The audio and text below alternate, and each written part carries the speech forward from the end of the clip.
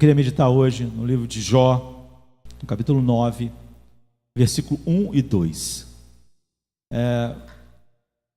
Hoje, com a facilidade da internet, não é? E do contato que nós podemos ter com uma quantidade enorme de pessoas, semanalmente eu respondo, me é feito, não é? Uma quantidade enorme de perguntas. As pessoas, eu percebo, estão cheias de perguntas, não é? O mundo inteiro está cheio de perguntas, e todo dia nós recebemos uma quantidade enorme de perguntas. Eu acredito que o grande perigo que a igreja dos nossos dias corre, e que eu e todos nós corremos, é acharmos que simplesmente nós temos resposta para as pessoas. E nós, às vezes, nos convencemos de que a igreja tem a resposta para cada pergunta que as pessoas têm. E com isso nós perdemos o foco no qual nós devemos estar. Não é fato que a igreja simplesmente tem uma resposta para todas as perguntas, e que nós devemos gastar as nossas vidas respondendo a perguntas sem fim. A igreja é mais do que isso. A igreja precisa entender o seu papel, nós como filhos de Deus, que transcende muito mais do que ter resposta para as perguntas. Nós precisamos ir além. Grande parte do caminho errado que a igreja tem tido é porque ela cismou de responder todas as perguntas das pessoas, e com isso ela perdeu o seu próprio papel no meio do mundo sem Deus. Então Jó, ele fala sobre algo muito mais importante do que simplesmente respondermos sem fim as perguntas que o mundo tem.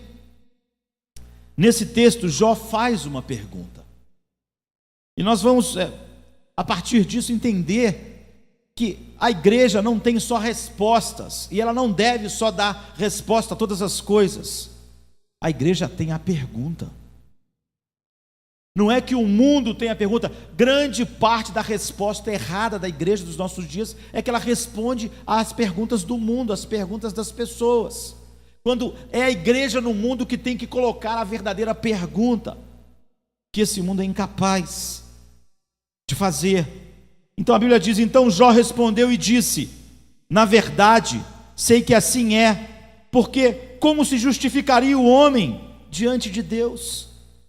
É uma pergunta, eu penso que de uma maneira geral, uma das mais grandiosas artes da vida é fazer as perguntas certas. Grande parte das pessoas estão fazendo as perguntas erradas. Em todas as áreas da vida, saber se concentrar naquilo que é vital e importante é primordial. A capacidade da pessoa se fixar naquilo que é vital e não naquelas coisas que não são importantes. A distinção entre um bom estudante ou um bom aluno e um mau aluno é aquele que sabe fazer as perguntas certas. Há pessoas com muitas perguntas, mas que são completamente irrelevantes. Ainda que elas tivessem todas as respostas, elas continuariam no mesmo lugar. O bom aluno, mesmo o bom aluno da palavra de Deus, é aquele que sabe fazer as perguntas corretas. É que você não perde a floresta concentrado em algumas árvores, ou seja, você não perde aquilo que é maior, que é mais abrangente. Assim é em todas as áreas da vida. Pensem num advogado, ele ganha um sumário de um processo enorme. O bom advogado é aquele que olha para aquele sumário e vê o que é vital, o que vai tocar o coração do júri, o que vai tocar a mente do juiz. O processo é gigantesco, é enfadonho até. O bom advogado olha para aquilo tudo e sabe o que é importante nisso, o que é vital para a defesa que eu vou fazer do meu cliente. E então ele pega o que é vital e despreza todo aquele resto, que é a mais completa inutilidade. Assim é um bom médico. Muitas vezes, eu já fui a médicos muitas vezes, nós contamos um monte de sintomas completamente irrelevantes para o médico. Nós, em nossa ignorância, achamos que tudo aquilo é importante. Nós falamos 50 coisas que estamos sentindo. O bom médico sabe tudo que não é importante, tudo que não tem nada a ver. Quantas daqueles sintomas não passam das nossas próprias temores se transformando em sintomas?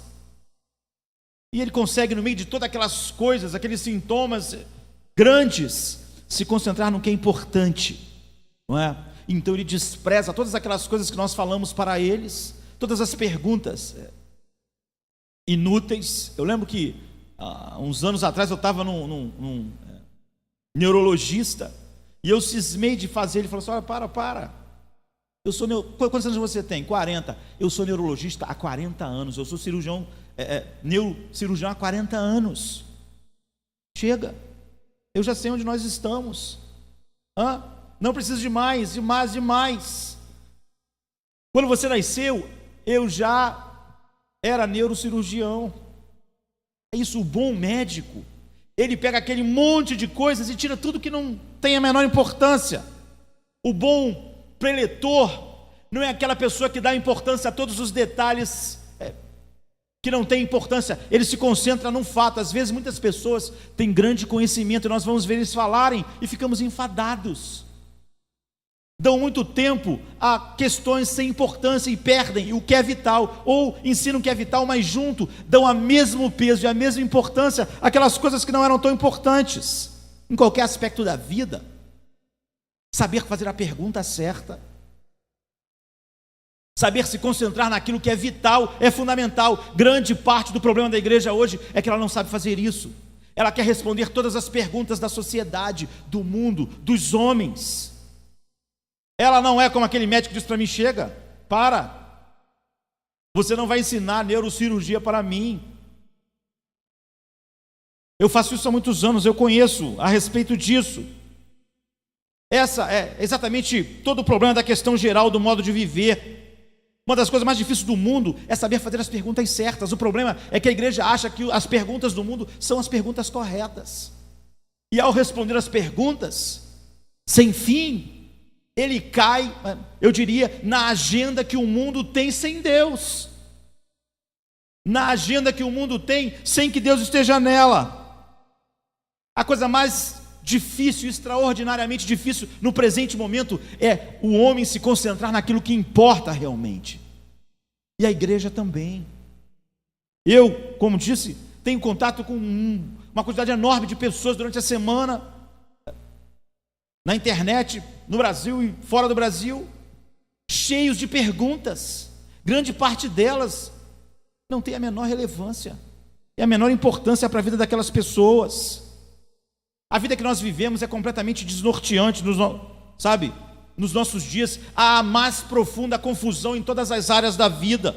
É por isso que há tantos artigos, jornais, blogs, todas as pessoas tentando dar uma resposta, todas as pessoas levantando as perguntas. É fundamental alguém e algo dizer o que é importante e o que não é importante.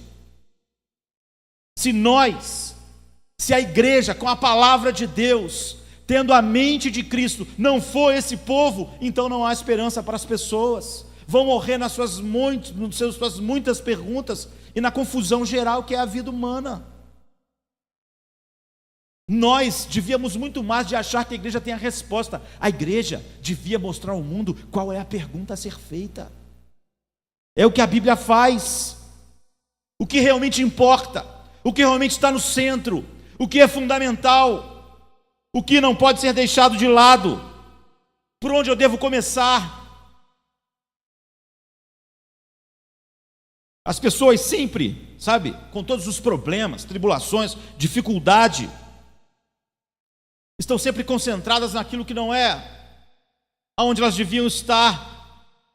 Talvez nunca tenha sido mais difícil encarar as verdadeiras questões da vida, como é nos nossos dias, E essa é a mensagem desse livro, é a mensagem de Jó para nós, a mensagem da pergunta certa, para recebermos a resposta que realmente importa. O mundo quer que a igreja faça seus pronunciamentos, a igreja tem feito. Quantas vezes eu sou convidado a fazer pronunciamento a respeito de todas as questões que o mundo acha importante. Eu tenho me negado, porque essa é a armadilha em que não só a igreja que se desvirtuou em 1000 heresias caiu, mas que muitas pessoas que achavam que estavam pregando o evangelho caíram também. Todos nós já estamos familiarizados com as perguntas que o mundo faz, suas confusões e seus interesses.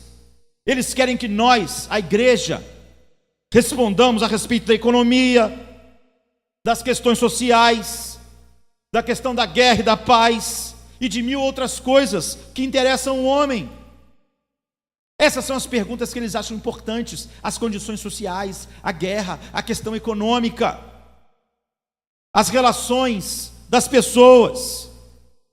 E o mundo tenta nos fazer crer, e muitas pessoas me tentam fazer crer diariamente, que a igreja está aqui exatamente para expressar o seu ponto de vista sobre todos esses assuntos. Qual é o seu ponto de vista sobre os problemas sociais, os problemas econômicos, o problema da guerra? Com isso, nós não passamos mais do que homens confusos, dando mais respostas confusas às pessoas.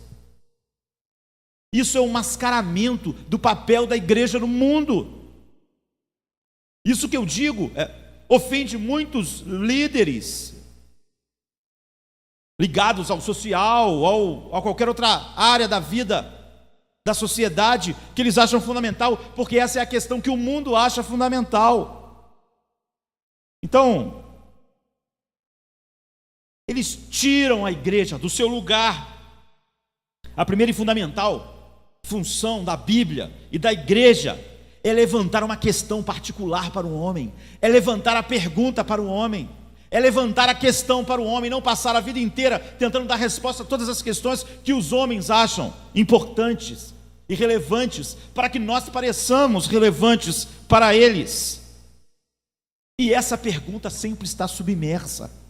Você pode ouvir milhares de perguntas, mas a pergunta verdadeira e as perguntas fundamentais não são feitas, não pelo mundo, infelizmente não são colocadas pela igreja. Nessas milhares de perguntas que o homem faz, Deus não está nelas. Nós podemos colocar isso de uma maneira um pouco diferente. A tendência geral do ser humano é se concentrar nos sintomas daquilo que a Bíblia diz ser a doença do homem.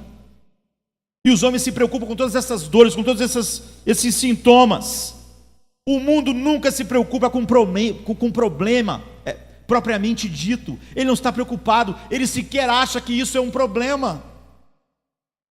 E nós passamos a vida discutindo os sintomas daquilo que nós devemos propor como a pergunta central da vida do ser humano, aquilo do qual todas as outras coisas dependem. E nós não fazemos isso. Então a gente vê no rádio cientistas, políticos, filósofos discutindo os problemas gerais da vida. Todos eles levantam questões. Todas elas não estão no cerne da questão que a palavra de Deus levanta para nós. Do ponto de vista bíblico, o problema deles é que eles nunca se preocupam com a doença em si. Eles não estão preocupados com a doença, eles não querem cura para a doença. Eles estão concentrados em certos sintomas, e eles querem que nós falamos sobre eles o tempo inteiro, de uma maneira inútil. Foi aquilo que o médico disse para mim: chega, vamos nos concentrar no problema que está atingindo você.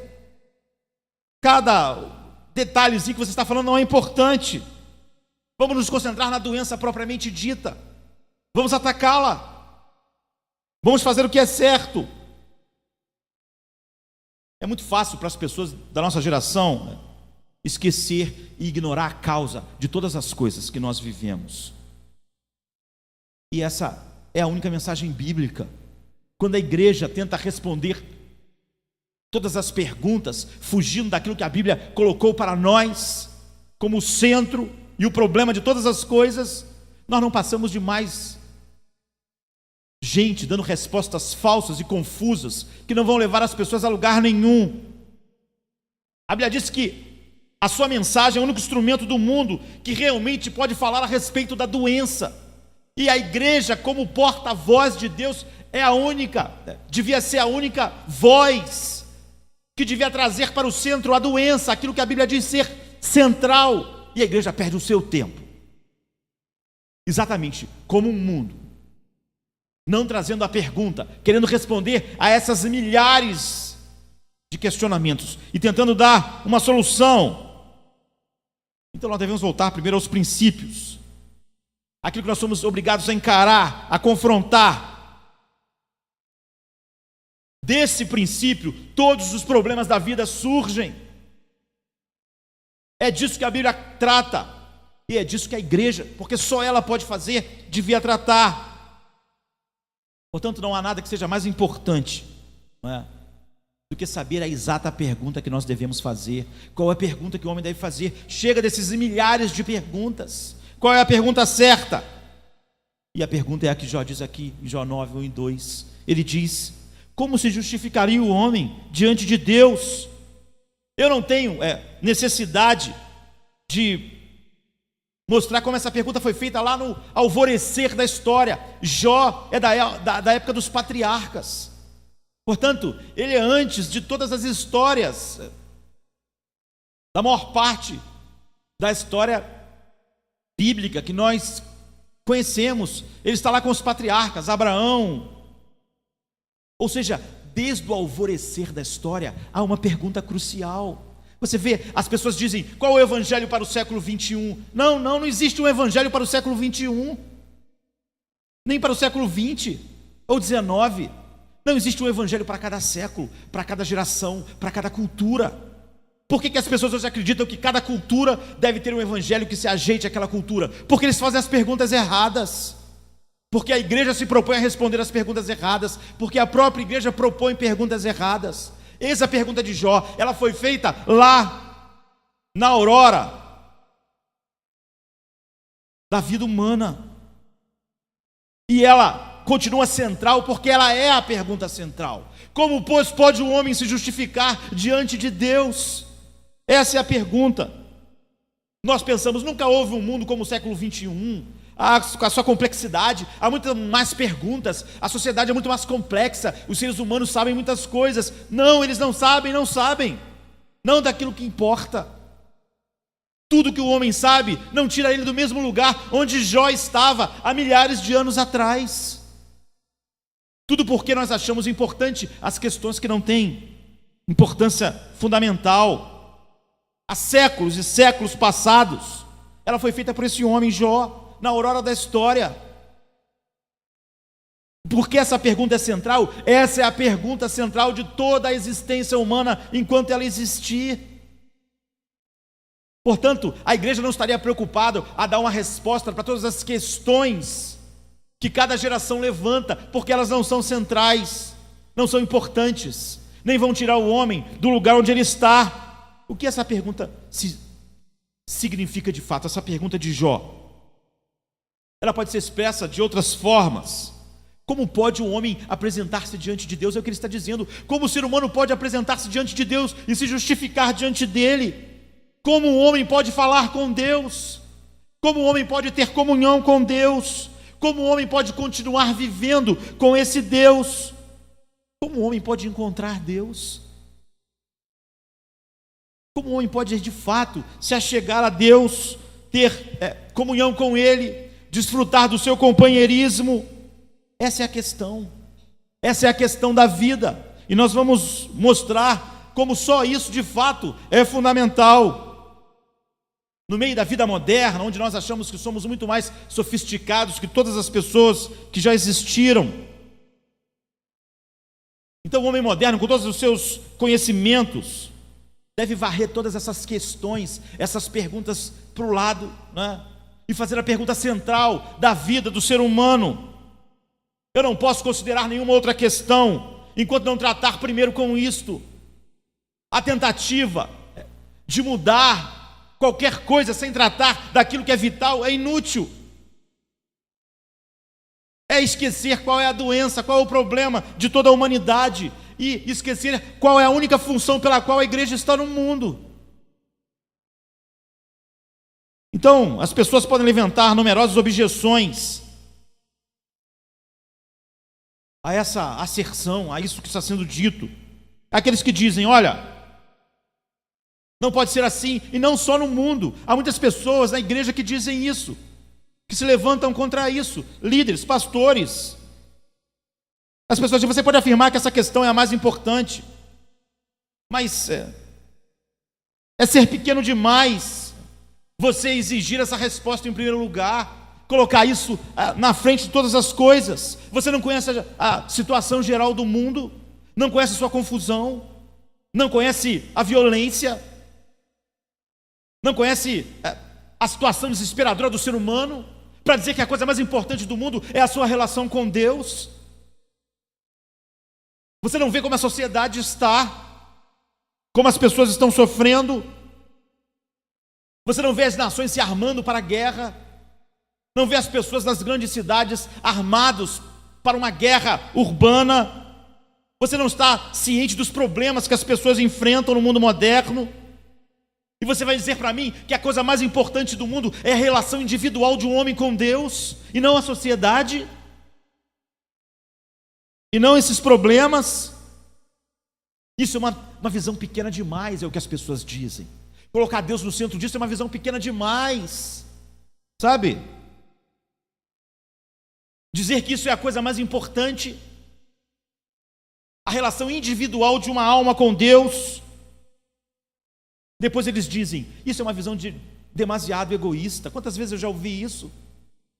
Imagine num mundo com tanta infelicidade, tanto sofrimento, tanta incerteza, quando o destino geral da sociedade está por um fio. Imagine nós concentrarmos nossa atenção na questão individual de um ser humano com Deus. É egoísta, é não pensar no todo, na sociedade, no bom viver, ficar preso a essa coisa do destino além da morte. Temos que cuidar do homem agora, enquanto ele está vivo e andando. Como eu ouço isso, colocar que a questão além sepulcro é a coisa mais importante para o ser humano, porque eles dizem, esse seu evangelho é egocêntrico, é completamente esquisito, a acusação, egoístico. Por certo, eles dizem, não é tempo do homem ficar pensando em si mesmo, da sua relação com Deus. O homem tem que pensar na sociedade, ele tem que pensar no mundo, ele tem que pensar nas aflições, ele tem que pensar nos problemas, não na sua vida individual, não na vida individual das pessoas. Ele deve pensar de uma maneira mais ampla, mais aberta, as grandes questões do momento, as questões políticas, as questões sociais, a questão internacional, a questão econômica, é maior do que a vida de um ser humano, do que a vida de uma pessoa em relação a Deus. Isso não é a coisa mais importante. A coisa mais importante é o mundo e a sociedade, não o homem, a sua alma, a sua salvação. A questão é o problema econômico da sociedade, o problema social. Isso é egoístico. Essa é uma objeção comum, mas completamente falsa. Completamente falsa. Há outros que não gostam disso e descartam, porque dizem, o problema mais urgente não é o homem na sua relação com Deus. Lógico que o homem pensa assim, lógico que o mundo pensa assim. E enquanto nós ouvirmos a pergunta que o mundo tem, eles sempre vão dizer, a relação individual de Deus com o homem não é a coisa mais importante. A coisa mais importante, veja isso, está na esfera da relação do homem com o homem. É aí que está o problema, é a sociedade. O problema está na esfera do trabalho, na esfera da indústria, na esfera do comércio. Observe as nações. O problema maior não é entre Deus e o homem, um homem individual e Deus, não. É entre nações e nações, é entre marido e mulher, é entre pai e filhos. Então nós temos que concentrar as respostas naquilo que é importante. Seguramente o problema mais urgente não é o homem na sua relação com Deus. O mundo nunca vai achar isso importante. E a igreja também não tem achado. Ela acha que o mundo propõe as perguntas nas quais ela vai tentar responder e resolver. A relação do homem com Deus não é a coisa mais importante. Você, por certo, não vai querer que nós nos examinemos e pensemos, como minha alma pode ser salva? Como uma alma individual pode ser salva? Eu estou querendo que a sociedade viva bem. Por isso, muita coisa tem sido escrita sobre esse assunto. Grande parte do Evangelho é um Evangelho que se aproxima cada vez mais do Espiritismo. não só pelo seu lado místico, há um lado assim, mas pelo lado que as boas obras, servir a sociedade é muito mais importante do que servir a Deus. E as pessoas vão dizer, eu fazendo isso estou servindo a Deus. Não é verdade, porque se nós quisermos servir a Deus, nós vamos começar onde Deus começa. E aí sim nós vamos ser uma bênção para a sociedade, como foram todos aqueles que se prenderam à palavra de Deus, como Jó, não é? Muita coisa tem sido escrita. A palavra da moda agora é comunidade, não é? Ou sociedade. Tudo que você fala que envolve a sociedade ou a comunidade, vai ter um monte de gente aplaudindo. E um monte de pessoas que dizem defender a palavra de Deus também, sabe? É o homem no cenário, eu diria, comunal. Nunca pense num homem individual. Essa pergunta de Jó, não. O que requer a primeira atenção não é a relação individual de um homem com Deus, mas a relação da sociedade com a sociedade, que não está sendo boa, e as pessoas não estão felizes. As pessoas podem não gostar, mas hoje a quantidade de ONGs no mundo é gigante. Tem ONG para jacaré, ONG para tartaruga, ONG para o clima, ONG para as árvores, ONG para a sociedade, todos os problemas da sociedade. Você já viu alguma ONG preocupada com Deus?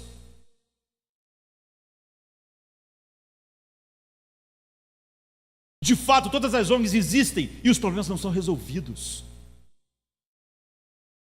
Porque enquanto nós acharmos que a coisa mais importante não é a relação do homem com Deus. Outro dia, um pastor muito próximo a mim falou assim, nós vamos fazer uma grande distribuição de alimentos e vamos ajudar as pessoas. Eu queria que vocês tivessem enganjado isso, mas sem proselitismo.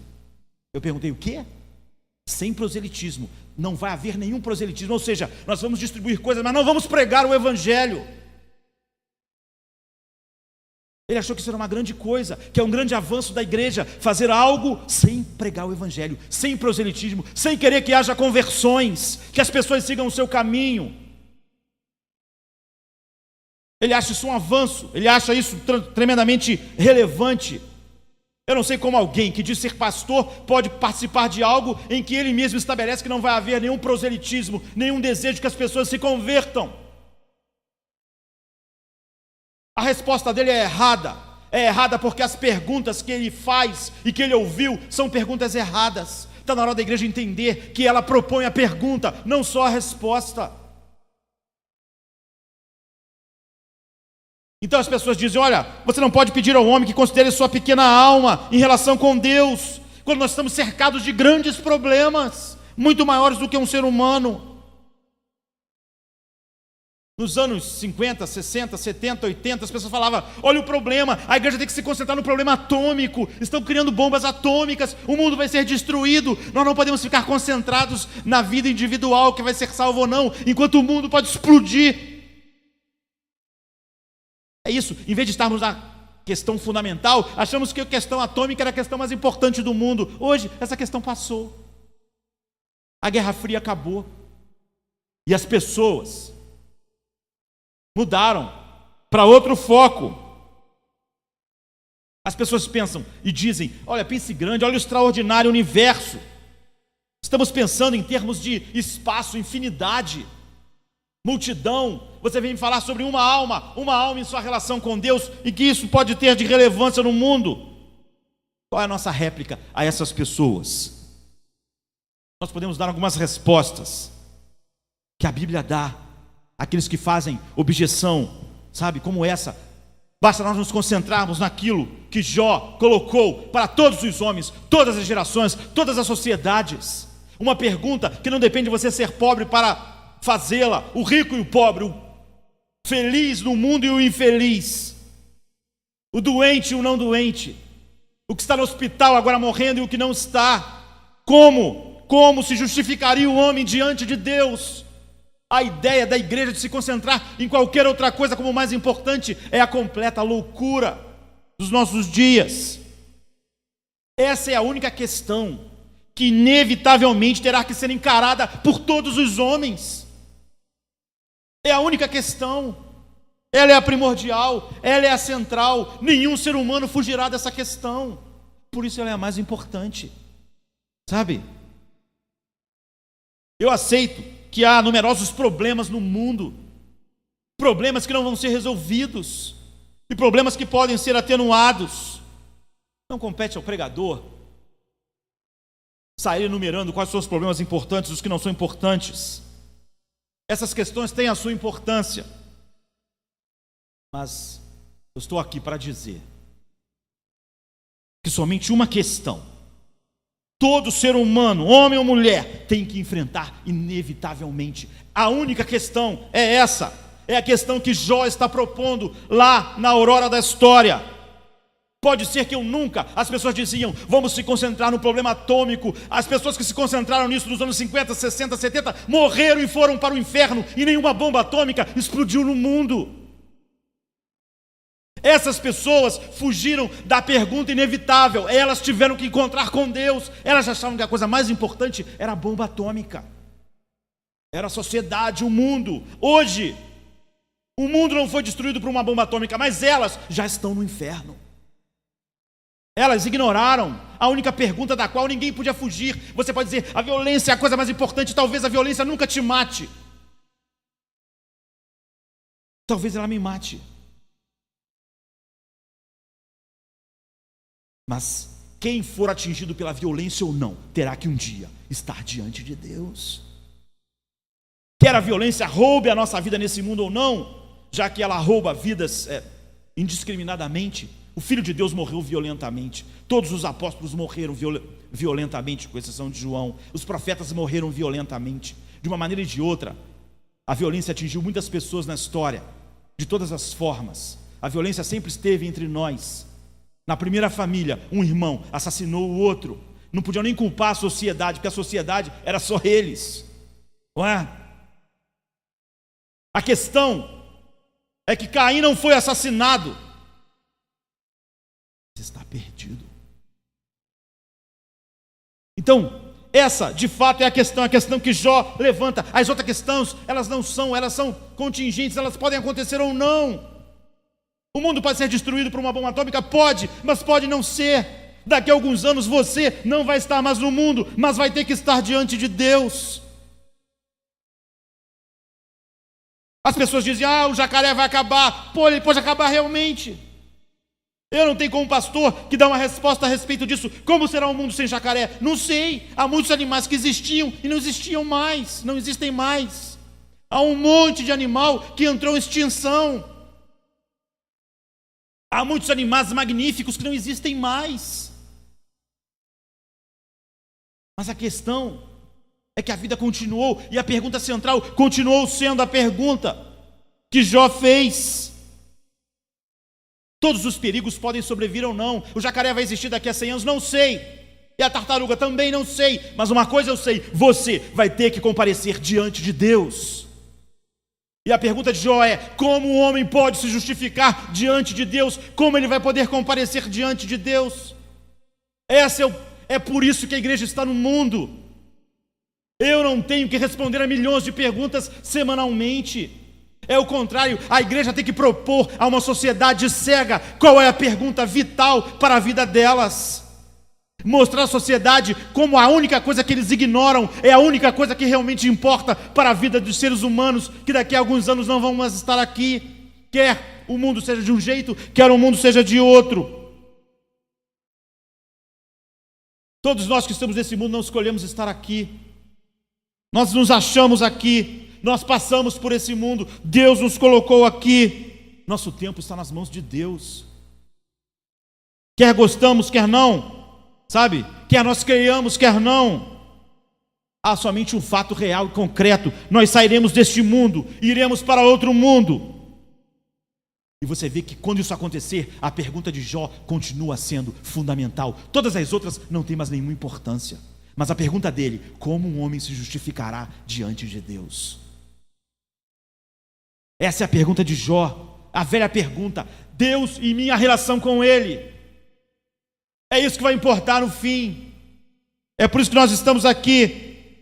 Talvez você se lembre de muitos salmistas que falam sobre isso de maneira bela, como só Davi sabia dizer. Ele diz, para onde fugirei da face de Deus? Se me esconder no inferno, lá Ele está. Se subir no monte, Ele vai estar lá. Ou seja, eu não posso fugir de Deus. Por isso que a pergunta de Jó é a pergunta da vida. Como o homem vai se justificar diante dele? Como o homem pode fugir desse encontro? Como o homem pode fugir de um destino certo?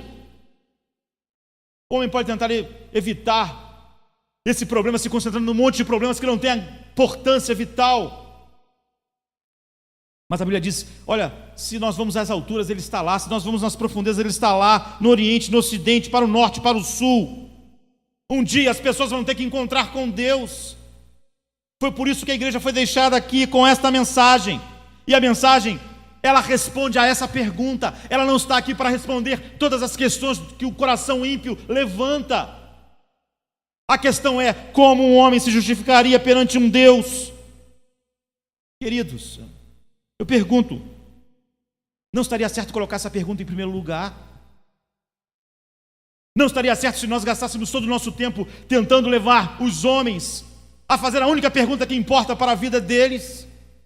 Uma vida que não está restrita a 30 anos na sociedade, nesse pequeno planeta.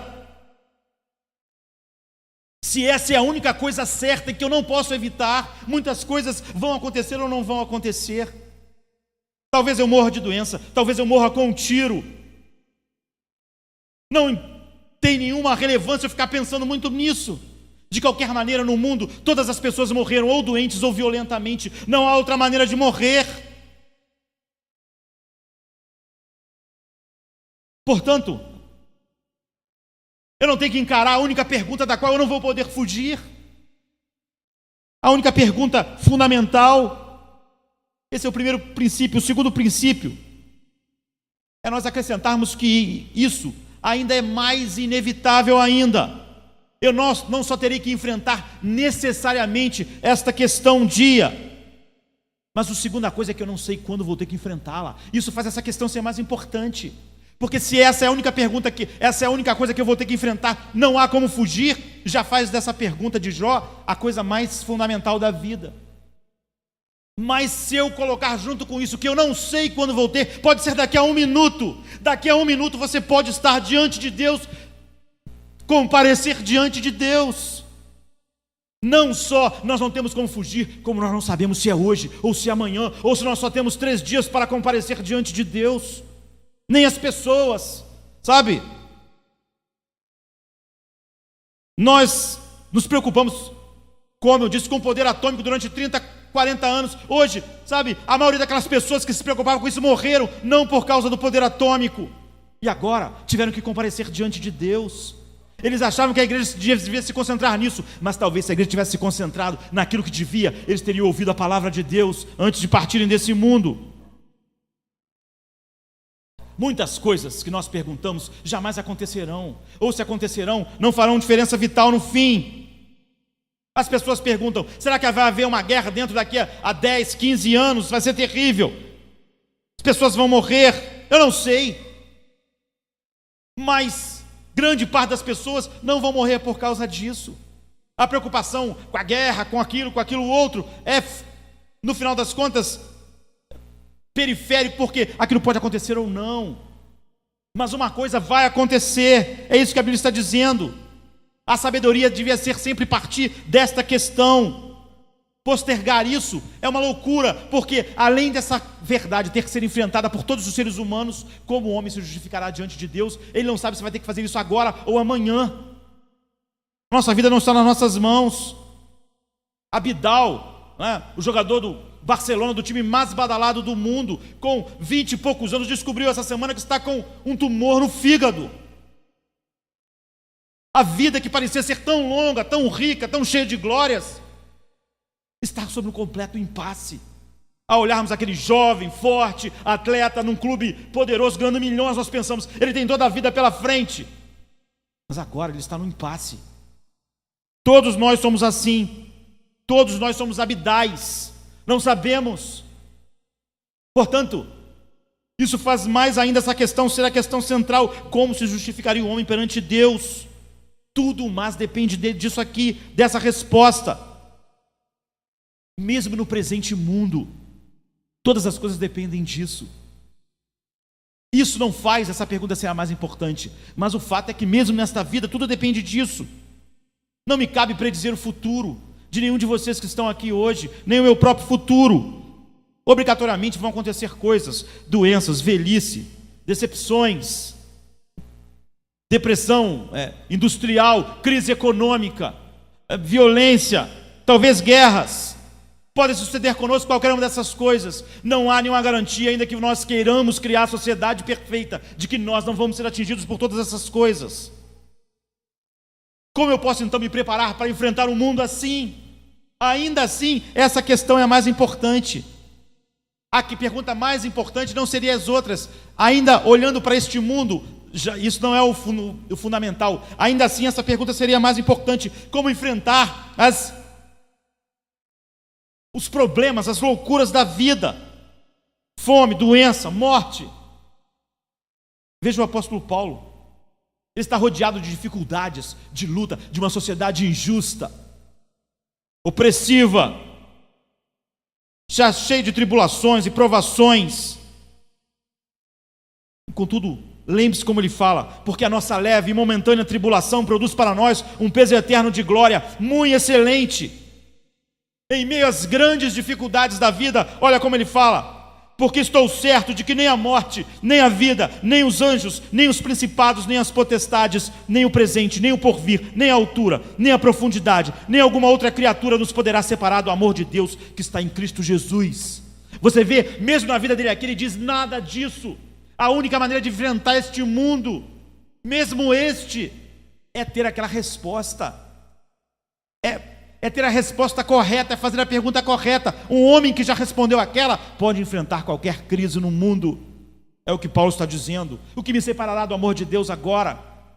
Você vê, responder essa pergunta é a coisa mais importante, mesmo nesta vida. Todas as loucuras do mundo vão ser enfrentadas de maneira vencedora por quem pode responder isso. Porque quem já fez a pergunta, como Paulo, sabe? Ele sabe, Paulo sabe qual é a resposta à pergunta de Jó. Então ele diz: o que então agora pode me abalar? A morte, a doença, a opressão, os homens, a sociedade, nada me separará do amor de Deus. É isso. Mesmo neste mundo, nós vamos saber enfrentar o mundo se soubéssemos aquela resposta. O que isso quer dizer? Nosso tempo está acabando. Quer dizer que a vida sem Deus não funciona. Não importa o quanto os seres humanos se organizem, a vida sem Deus não funciona. O homem foi criado para viver para Deus e para a glória de Deus. É isso que Paulo está dizendo. Enquanto estamos nesta vida, neste mundo, a verdadeira maneira de viver consiste em responder à pergunta de Jó. E aí não importa se o mundo vai estar em confusão ou não. O mundo sempre esteve confuso. O mundo sempre esteve sem funcionar. Por quê? Porque a vida sem Deus não funciona. E se a igreja tentar ajudar o mundo a funcionar sem Deus, ela é louca. E sua mensagem é diabólica e vã. O mundo não funciona sem Deus. Não importa o quanto o ser humano evolua no seu conhecimento, mas essa pergunta, você vê, ela é fundamental para a existência agora, mas ela é muito mais fundamental para a eternidade. Portanto, ela é a pergunta das perguntas. Se o livro que nós chamamos Bíblia está certo, se essa mensagem é verdadeira, então o destino eterno do homem é decidido por esta pergunta. Sabe? Como se justificaria um homem diante de Deus? Ou seja, eu vou ter que me encontrar com Deus um dia. Ele é santo, Ele odeia o pecado. Eu admiro esse mundo, Ele o odeia. Eu acho que os pecados são coisas que dá para relevar, Ele não. E eu estou incapaz de me apresentar diante dEle, porque Ele se ira todos os dias contra o pecado. Se um homem tiver que comparecer diante dEle e ouvir: bom está, bom e fiel servo, entra no gozo do seu Senhor, ou se Ele vai dizer: apartai-vos de mim, maldito, depende dessa pergunta. Há sequer outra pergunta mais importante a ser feita do que essa? Descartem todas as outras questões, esqueçam todos os outros problemas e encarem essa pergunta. Devia ser a mensagem da igreja. A igreja não tem só a resposta, ela tem a pergunta certa. Ela devia dizer para os homens: esqueçam todas as outras questões, esqueçam as outras perguntas, encare essa pergunta, essa é a pergunta, você precisa disso. Como pode o homem ser justo diante de Deus? A pergunta é essa, meu amigo: você está preparado para agora se encontrar com Deus? Talvez num instante você esteja diante dele. Como você vai se justificar? Outro dia eu vi dois crentes discutindo se o seu pecado era mais... crentes entre aspas, né? Se o seu pecado foi menos sério do que o do outro. Como essas pessoas podem pensar que vão comparecer diante de Deus? Alguém na sua esperteza pode provar para o outro que o pecado dele foi um pouquinho melhor. Essas pessoas vão contar essa história para Deus. A esperteza do homem pode convencer um outro homem, mas tão tolo é um homem que chega à conclusão que o pecado dele foi um pouquinho menos pior do que o do outro, e ele se sente bem com isso. Ele vai poder contar isso para Deus. Essas são... Não basta termos a pergunta certa, porque nós podemos ter respostas falsas para a pergunta certa, e muitas pessoas estão dando respostas falsas, como o homem se justificaria diante de Deus, e nós não temos tempo de abordá-las. Mas muitas são erradas. Muitas pessoas acham que aquilo que elas fazem, que a capacidade do homem, que seu valor vão ser suficientes para ele se justificar diante de Deus. Nenhum ser humano pode satisfazer sequer a si mesmo. Nós somos pecadores. Nem nós olhamos para a nossa vida e falamos: estou satisfeito com a vida que eu tenho levado. Até nós encontramos muitas coisas que não nos satisfazem na nossa vida e na vida das outras pessoas. Mas nós estamos falando de um Deus santo, justo, que sequer pode ver o pecado. Como nós podemos explicar e nos justificar diante dele? Nós não conhecemos nada que seja suficientemente bom e perfeito para nós mesmos neste mundo. Como nós vamos imaginar que vamos poder colocar algo assim diante de Deus? Então Jó fala no versículo 32: porque ele não é um homem como eu, a quem eu responda, vindo juntamente com ele em juízo. Quando ele vier em seu juízo, ele não é um homem. Eu posso enrolar alguns homens com algumas histórias, mas não. Eu posso convencer algumas pessoas que eu sou um pouco melhor do que elas, mas como um homem vai se justificar diante de Deus? Esse é o problema que defronta cada homem. Esta é a pergunta que a igreja devia propor à sociedade. Como o homem pode habitar com Deus se Deus é santo e o homem é imundo? Como o ser humano pode habitar com Deus se ele odeia o pecado e o homem ama o pecado? Jó diz assim, em Jó 23:3: se eu soubesse que o poderia achar, então me achegaria ao seu tribunal. Não, a resposta é: não podemos nos achegar a Deus. Não somos dignos. Toda a sociedade, com seu grande valor, não é digna de chegar diante de Deus sem ser destruída pela sua justiça. A Bíblia diz em João 1:5: Deus é luz e nele não há trevas nenhuma. Não pode haver harmonia entre a luz e as trevas, portanto, não há harmonia entre Deus e o mundo. Portanto, o mundo está perdido ao comparecer assim diante de Deus. Não existe ponto médio entre opostos. Deus é luz, o mundo é trevas. Paulo diz em Filipenses 2: vocês devem resplandecer no meio de uma geração pervertida e perversa. É assim que Deus vê o mundo. Em Hebreus 10:31 diz: horrenda coisa é cair nas mãos do Deus vivo. Em Hebreus 12:29, Deus é um fogo consumidor. Esse é o problema do ser humano. Esqueça os outros problemas. E isso só a igreja pode propor. Nenhum homem na sociedade vai propor, nenhuma ONG, ninguém. Só a igreja de Cristo pode propor na terra. Essa é a pergunta, esse é o problema na qual você tem que enfrentar. E nós temos achado que estamos aqui para responder os milhões de perguntas que os homens sem Deus fazem, porque a nossa ideia sobre Deus é tragicamente errada, inadequada. Esquecemos do caráter de Deus, pensamos no valor da sociedade. Nós devemos colocar nossa mão sobre nossas bocas ao pensarmos no caráter de Deus. Foi o que Jó diz: eu coloco minha mão nos meus lábios para não falar mais nada. Jó 9:30 diz: ainda que me lave com água de neve e purifique as minhas mãos com sabão, isso não seria suficientemente bom. O resto da minha vida, Se eu passasse o resto da vida tentando me purgar, eu não seria aceito. Então, todas as respostas que os homens dão, mas todas as suas perguntas estão erradas. E quando a igreja acredita que ela está aqui para responder tudo isso, ela está errada. A igreja deve propor à sociedade qual é a pergunta fundamental para a vida deles. Porque Deus é inevitável. Deus é inevitável. Essa é a nossa mensagem. Deus é inevitável. Cada homem terá que se encontrar com Deus. A única coisa inevitável na vida é Deus. Muitas coisas podem acontecer ou não, são contingentes. E muitas coisas vão acontecer independente de nós querermos ou não. Olha a tragédia no Japão. Não há o que o mundo faça para se livrar desse tipo de coisa. Se preparar, se equipar, e vem uma onda gigante, bum, e acaba com tudo. Se eu vou ser morto por uma onda gigante ou não, isso é contingente, não deve ser a questão da minha vida. Mas o fato é que Deus é inevitável. Eu vou ter que encontrar com Deus. Portanto, a única pergunta importante é a de Jó: o que faria um homem para se justificar diante de Deus? Ou seja, como pode um homem ser justo diante de Deus? Essa é a pergunta. Essa é a mensagem. Deus é inevitável. É a pergunta para mim e para você. Ao respondermos essa pergunta, todos os problemas deste mundo presente serão enfrentados vitoriosamente, é o que Paulo diz.